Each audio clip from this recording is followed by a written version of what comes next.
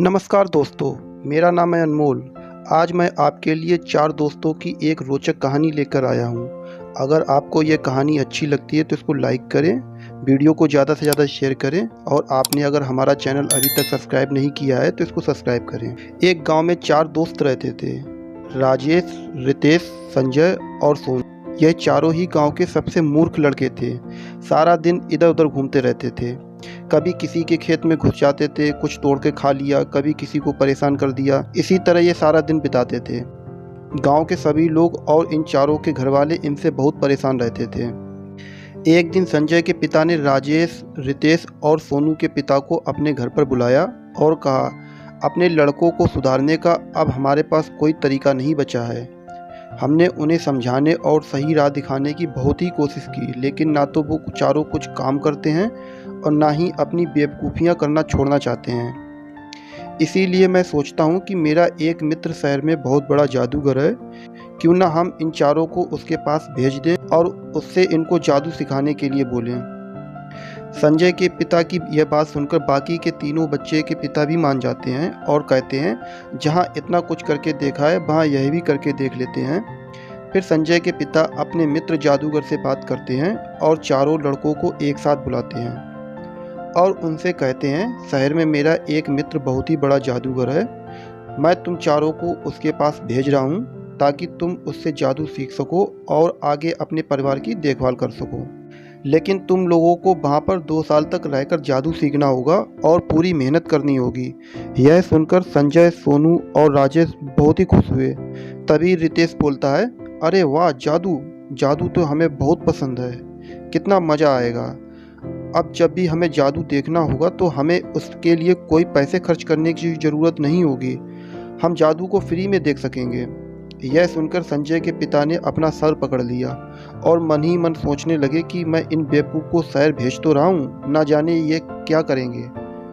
दूसरे दिन उन चारों को शहर की गाड़ी में बैठा दिया जाता है और वह चारों जादू सीखने पहुँच जाते हैं। 2 सालों तक वह चारों बड़ी मेहनत करते हैं और जादूगर के अनुसार अध्ययन और तपस्या भी करते हैं। 2 साल बाद जब वह पूरी तरह से जादू सीख लेते हैं तो अपने गांव वापस आने के लिए निकल पड़ते हैं। गांव के पास के रेलवे स्टेशन और उनके गांव के बीच एक जंगल पड़ता है। वह स्टेशन पर उतरते हैं और जंगल के रास्ते अपने गांव की तरफ चल देते हैं। चलते चलते अचानक संजय बोलता है, रुको, मुझे कुछ दिखाई दिया। संजय की बात सुनकर वह तीनों वहीं रुक जाते हैं और संजय दूसरी दिशा में चलने लगता है। वहाँ जाने के बाद संजय अपने तीनों दोस्तों को वहाँ बुलाता है। वह तीनों वहाँ जाकर देखते हैं तो उनको एक हड्डियों का ढांचा दिखता है। यह देखकर सोनू बोलता है, तूने यह देखकर हमें रुकने को क्यों बोला है? अब तू इन हड्डियों का क्या करेगा? सोनू की बात सुनकर संजय बोलता है, आज हम यह पता लगा सकते हैं कि हम चारों में से सबसे बड़ा जादूगर कौन है। तभी संजय मंत्र पढ़ने लगता है। जैसे ही मंत्र खत्म होता है, हड्डियों का ढांचा एक दूसरे से जुड़कर शेर के आकार में खड़ा हो जाता है। यह देखकर सोनू बोलता है, बस तुझे इतना ही जादू आता है, देख अब मैं क्या कर सकता हूँ। इसके बाद सोनू भी मंत्र पढ़ना शुरू करता है। मंत्र खत्म होते ही उस शेर की हड्डी के ढांचे के ऊपर मांस का एक आकार आ जाता है। यह देखकर राजेश बोलता है, तुम दोनों को तो सिर्फ इतना ही जादू आता है, मैं तुमसे भी बड़ा जादूगर हूँ। अब मैं तुमको दिखाता हूँ कि मैं क्या कर सकता हूँ। तभी राजेश भी मंत्र पढ़ना शुरू कर देता है और जैसे ही वह मंत्र को खत्म करता है तभी शेर के मांस के ऊपर शेर की खाल और उसके बाल आ जाते हैं। अब शेर पूरी तरीके से आकार ले चुका था। तभी रितेश बोलता है, तुम सबने तो कुछ भी जादू नहीं सीखा है, मैं तुम सबसे बड़ा जादूगर हूँ, अब मैं तुमको दिखाता हूँ कि मैं क्या कर सकता हूँ। तभी रितेश मंत्र को बोलना शुरू करता है। रितेश का मंत्र खत्म होते ही उस शेर में जान आ जाती है और वह शेर रितेश के ऊपर कूदता है और उसे मार देता है। यह देखकर बाकी के तीनों दोस्त भी डर जाते हैं। फिर शेर राकेश के ऊपर झपटता है और उसे भी मार देता है।